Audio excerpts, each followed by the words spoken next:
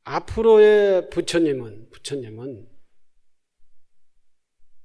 하나의 개인의 모습으로 오시지 않는다. 이런 내용의 얘기를 하셨어요. 개인을 믿지 마라 그랬어요. 개인을 믿으면 제바다탈 같은 놈들이 나올 수도 있고, 정말로 이 석가모니 부처님처럼 깨달아가서 정말 자비심을 가지고 중생을 제도하는 그러한 부처님이 나온다고 보장할 수가 없다. 물론 미륵 부처님도 있고 미래의 부처님도 있고 이렇게 다 예언을 하셨습니다. 그러나 더 중요한 것은 법을 믿으라 그랬어요. 법을. 그리고 계행을 실천해. 지계행을 해라. 그리고 너의 가장 진실한 양심된 너 자신을 믿으라 그랬어요. 너의 거짓된 탐진치 삼독심에 의해서 살아나가는 그 너의 자신을 배제시키고, 그것을 배제시키고, 그런 너를 배제시키고 진실한 너, 양심적인 너, 뭔가의 그 진실한 삶을 살고자 하는 순수한 너를 믿고 계율을 실천하고 법을 믿어라. 그랬어요. 이게 법의 중심입니다. 법이 중심이에요. 법이 중심. 불광이 법을 중심으로 하는 거예요. 그렇기 때문에 반야, 바라밀, 반야, 공, 이 법을 세운 거예요. 법을. 저희 법주 스님은 그 부처님의 마지막 유교, 여기를 굉장히 중요하게 생각하셨습니다. 그리고 또 중요하게 생각하신 분이 누구냐 하면은 프랑스의 플롬빌리지의 틱나탄 스님이 그랬어요. 틱나탄 스님도 그랬어요. 미래의 부처님은 개인으로 오시지 않는다. 석가모니 부처님처럼 이렇게 개인으로 오시지 않는다. 미래의 부처님은 공동체로 오신다. 공동체의 모습으로 오신다. 그랬어요. 그게 뭐냐? 법이 중심이 된 공동체. 불교의 공동체, 승가의 공동체. 이 공동체의 모습입니다. 이 승가 법이 중심된 이 공동체는 법이 실현이 되는 것이다. 이 공동체가 이루어지려면 법이 실현이 될 때 공동체가 이루어지는 거예요. 우리가 바라밀국토, 큰 스님께서는 바라밀국토 하셨어요. 반야 바라밀 행을 통해서 바라밀국토 건설이 목표다 그랬어요. 그런데 우리는 그 용어를 조금 바꿔가지고 요즘 현실적인 현장적인 어떤 그런 감을 더 담기 위해서 바라밀 공동체다 그랬어요. 바라밀 공동체를 실현해야 이게 이제 모든 삶을 우리들이 그 바라밀 공동체에서 문제를 해결하고 살자. 시간이 많이 돼가지고 여기서 정리를 하겠습니다만은 바라밀 공동체에 대해서는 앞으로 계속 더 이 얘기에 다양한 각도에서 얘기를 할 것이고, 제2불광운동의 가장 중심 사업은, 핵심 사업은, 많은 사업이 있습니다만 핵심 사업은 바라밀 공동체 건설이다. 큰 스님께서 얘기하시는 바라밀 국토 건설, 바라밀 공동체 건설은 똑같은 것입니다. 바라밀 국토 건설이다 라고 하는 것을, 그러한 의미가 있다. 오늘 성도제의 부처님의 성도의 의미는 법을 중심으로서 살고 법이 실현되는 바라밀 공동체를 일으키자. 그것이 우리의 미래를 만들어가는 것이고, 여러분들의 문제를 해결해가는, 그 공동체에서 여러분들의 노후의 문제를 해결해가는 그러한 준비다라고 하는 것입니다. 오늘 장시간 들어주셔서 감사합니다.